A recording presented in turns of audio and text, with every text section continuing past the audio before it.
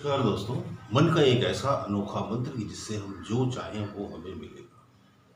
हमने अक्सर सुना है कि जो हम सोचते हैं वही हमें मिलता है।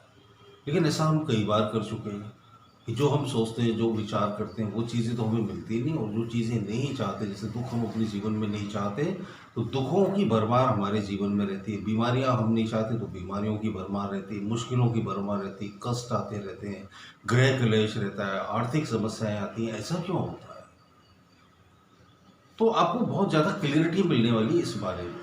तो इस बारे में अगर आप क्लियरिटी जानना चाहते हो तो आप इस वीडियो को पूरा देखना, पूरा कंप्लीट वॉच करो, शुरू से लेकर एंड तक। आपको सारे आंसर मिल जाएंगे और आप एग्जैक्टली समझ जाओगे कि हम जो सोचते हैं वो हमें क्यों नहीं मिलता, जो हम नहीं सोचते वो हमें क्यों मिल जाता है। क्योंकि इस दुनिया में ऐसा कौन है जो दुखी होना चाहता है? इस पूरी दुनिया में ऐसा कौन है जो बीमार होना चाहता है? इस पूरी दुनिया में ऐसा कौन है जो ये चाहता है कि उसके पास पैसों की कमी रहे? इस पूरी दुनिया में ऐसा कौन है जो ये चाहता कि उसके घर में लड़ाई झगड़े हों? इस दुनिया में कौन ऐसा चाहता कि उसके घर में गृह कलेश बना रहे? कोई नहीं चाहता। तो एक एक स्टोरी है, इससे आपको बड़ी जबरदस्त क्लियरिटी मिलेगी। कहानियां क्यों सुनाई जाती हैं? ताकि कोई भी चीज को आप अच्छी तरह से समझ सको। तो रमेश नाम का एक व्यक्ति था, उसका नाम था रमेश, और वो बड़ा दुखी था जीवन में। उसके कोई काम ही नहीं होते थे, उसकी फाइनेंशियल इनकम भी इतनी ज़्यादा नहीं थी, हमेशा फैमिली में क्राइसिस रहते थे, बच्चों भी उसकी बातें नहीं सुनते थे, ठीक से पढ़ाई लिखाई भी नहीं करते थे, घर में झगड़ा झांसा होता रहता था। वो बड़ा टेंशन और बड़ा डिप्रेशन में रहता था, बीमारियां भी उसे सताती रहती थी। तो बड़ा निराशा की स्थिति में आकर कई बार उसे ऐसा लगा कि यार सुसाइड कर लो, सारी प्रॉब्लम ही खत्म कर दो। लेकिन क्या है, फिर बच्चों का ख्याल आता था, परिवार का ख्याल आता था, तो आत्महत्या करने का विचार वो त्याग देता था। तो वो उसने अपने एक दोस्त से सलाह ली कि भाई आखिर क्या करे यार, बड़ा परेशान हो गया, कोई काम ही नहीं बनता, कोई बिजनेस भी नहीं चलता है, कोई अच्छी सी जॉब भी नहीं मिल रही है, घर में भी झगड़े होते रहते। तो उसके दोस्त ने उसे किसी बाबा के पास सलाह दी जाने के लिए। कोई बाबा थे वहाँ, वो बोला तुम उनके पास चले जाओ, बाबा जरूर तुम्हारी समस्या का समाधान बताएंगे। वो बाबा जी के पास चला गया। बाबा जी ने उसको बताया फलाने फलाने दिन जाओ, ऐसा कर लो, वैसा कर लो, ये कर लो, कुछ उपाय बता दिया, और वो कर लो तुम्हारी समस्या का हल हो जाएगा। तो व्यक्ति गया बेचारा रमेश, और उसने सारी जो बाबा ने उपाय बताए थे वो किए, और उसके बदले में बाबा जी ने उससे अच्छी खासी दान दक्षिणा ले ली। लेकिन वो उपाय करने के बाद भी उसे कोई रिजल्ट नहीं मिला। तो उसने अपने दोस्त को बोला यार मैंने सब किया लेकिन कोई रिजल्ट नहीं मिला। उसके दोस्त ने उसे एक और बाबा का पता दे दिया। उसने कहा उन बाबा जी के पास जाओ, उनका काफ़ी नाम। वो बेचारा फिर गया उन बाबा जी के पास। सेम उन बाबाओं ने भी किया, उससे कोई उपाय बता दिए, उसने बेचारे ने किया और उससे दान दक्षिणा ले ली। तो इस तरह से वो तमाम बाबाओं के पास, पंडितों के पास, पुजारियों के पास भटकता रहा। वो उस तरह तरह के उपाय, पूजा पाठ, व्रत उपवास बताते रहे, वो सब करता रहा, बदले में उन्हें दान दक्षिणा देता रहा। उसकी हालत बद से बदतर होती चली गई, और भी मुश्किलें खड़ी हो गई जीवन में, और भी ज़्यादा दुख हो गए। तो फिर उसे एक दोस्त ने सलाह दी तुम एक काम करो, अपने घर में हवन और यज्ञ करा लो, जो भी नेगेटिव वाइब्रेशन और एनर्जी है वो सब दूर हो जाएगी, और फिर घर सब में सब अच्छा ही अच्छा होगा। उसने फिर हवन किया, बहुत खर्चा वर्चा हो गया हवन में, लेकिन काहे के लिए कोई फर्क पड़ रहा है? गाड़ी वही की वही, फिर घर में क्राइसिस, गृह कलेश, फिर वैसी का वैसी, कोई भी फर्क नहीं पड़ा। तो और भी ज़्यादा डिप्रेशन में चला गया, उसकी शक्ल उतर गई थी, वो पहले से ज़्यादा वृद्ध नजर आने लगा। फिर उसे किसी ने बताया कि देखो दूर पहाड़ी पर एक ऐसे बाबा जी हैं जो सचमुच जीवन बदल देते हैं।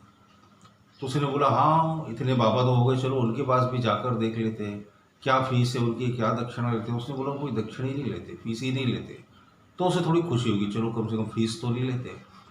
तो गया दूर पहाड़ी पर, बाबा जी तपस्या में लीन थे। तो बाबा जी की आंख खुलने का इंतजार करने लगा कि जब बाबा जी का ध्यान टूटेगा तो अपने आप मेरे ऊपर नजर जाएगी और मुझसे बात करेंगे। थोड़ी देर में बाबा जी ने आंखें खोली तो उनके सामने रमेश बैठा हुआ था, अत्यंत दुखी परेशान। बाबा धीरे से मुस्कुराकर बोले रमेश क्या समस्या है बताओ। तो रमेश ने अपनी सारी स्थिति बताई। बाबा जी से बोला कि बाबा जी कोई ऐसा मंत्र, कोई उपकार ऐसा करो कि जिससे मेरा जीवन बदल जाए। तो बाबा जी ने कहा कि देखो तुम चाहते क्या हो, आखिरकार तुम क्या चाहते हो? तो रमेश ने बोला बाबा जी मैं सिर्फ इतना चाहता हूँ कि मैं बहुत सुखी रहूं, दुखी ना हो। तो बाबा जी बोले कि बस मैं तुम्हें मंत्र बताऊंगा, लेकिन मेरी एक शर्त है, जो मैं कहूंगा वो तुम्हें करना पड़ेगा। रमेश समझ गया कि अब लगता है गुरुजी मोटी दक्षिणा मांगेंगे। तो उसने बोला महाराज मैं तो वैसे ही दान दक्षिणा दे देकर बर्बाद हो गया, मेरे पास ज़्यादा पैसे तो नहीं है, लेकिन हाँ फिर भी आप जो मांगोगे वो मैं ज़रूर दे दूंगा आपको, आप जो बोलो मैं करने के लिए तैयार हूँ, लेकिन मुझे सुखी होना है बस। तो बाबा जी बोले नहीं तुम चिंता मत करो, मैं दान दक्षिणा जरा भी नहीं मांगूंगा, पैसे तो मुझे चाहिए। तो रमेश ने बोला आप बोलो पहाड़ी पे से छलांग लगा दूँ, नदी में कूद जाऊँ, जलते हुए अंगारों पे चल जाऊँ, अब जो बोलोगे वो मैं करने के लिए तैयार हूँ, लेकिन मुझे सुख चाहिए जीवन में, इन दुखों से मैं तंग आ गया हूँ। बाबा जी बोले ना मैं तुम्हें नदी में कूदने के लिए बोलूँगा, ना पहाड़ी से छलांग लगानी है, ना अंगारों पर चलना है, ये सब छोटी मोटी बातें, ये सब करने के लिए मैं तुम्हें जरा भी नहीं बोलने वाला। तो रमेश बोला फिर क्या दिक्कत है?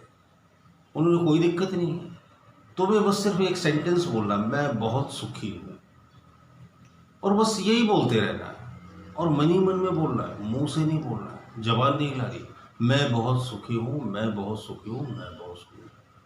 तो रमेश बोलता है इससे मैं सुखी हो जाऊँगा? बोले बाबा हाँ हो जाओगे।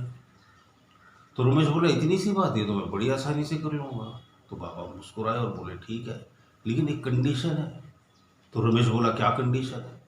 बोले देखो जब भी ये सोच रहे हो, मन में दोहरा रहे हो कि मैं बहुत सुखी हूँ, तो हरे रंग का हाथी, हाथी तुमने देखा होगा ना स्लेटी कलर का, ग्रे कलर का होता है, तो समझो एक हाथी हरे रंग का, उसका विचार दिमाग में कभी ना आए, हरे रंग का हाथी तुम्हें नहीं दिखना चाहिए। तो रमेश बोला अरे हरे रंग का हाथी क्यों दिखेगा महाराज, हरे रंग के हाथी का विचार कभी मेरे दिमाग में आया ही नहीं आज तक, उसकी चिंता मत करो।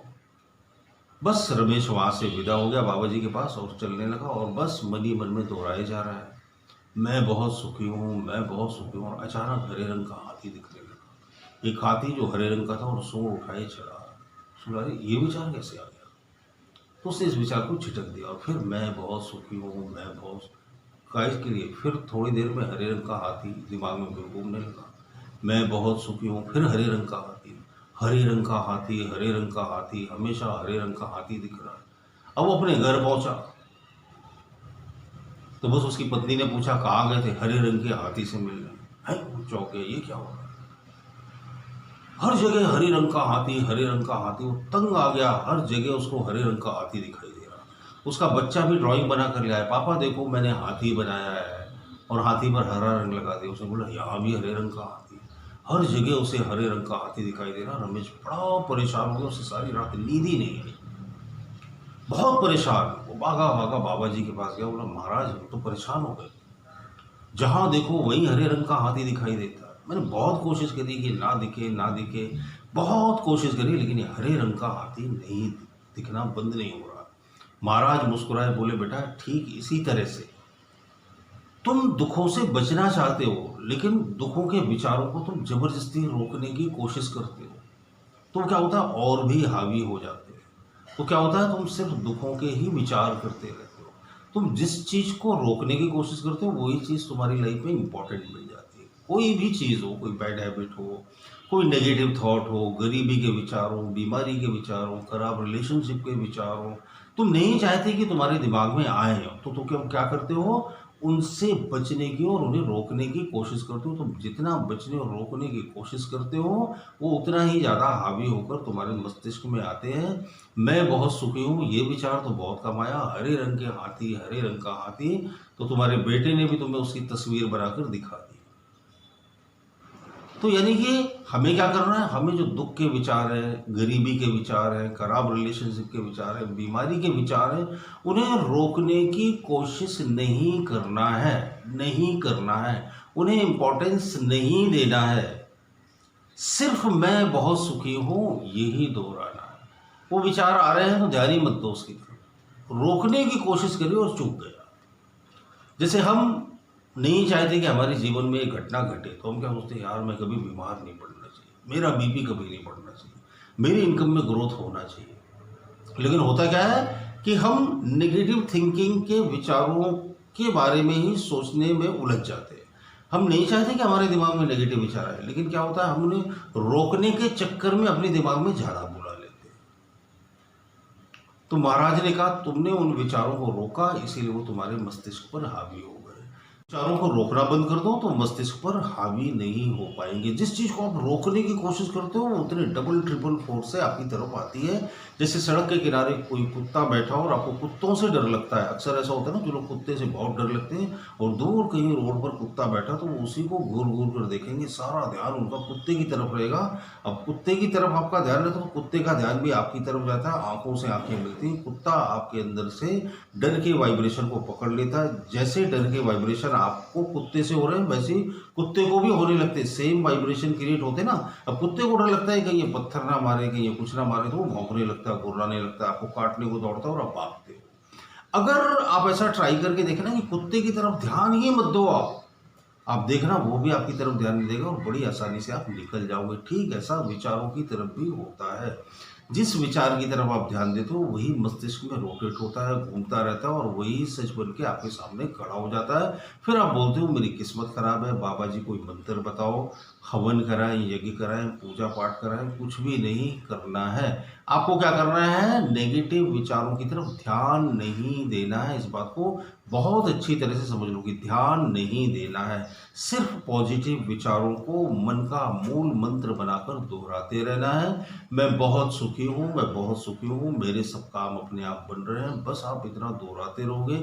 नेगेटिव विचारों को इग्नोर करते रहोगे, रोकने की कोशिश नहीं करना, इग्नोर करना है, बस इतना ध्यान में रखना। रोकने की कोशिश जरा भी नहीं करना, इग्नोर करना है और आप देखना कैसे मैजिकली लाइफ ट्रांसफॉर्म हो जाएगी।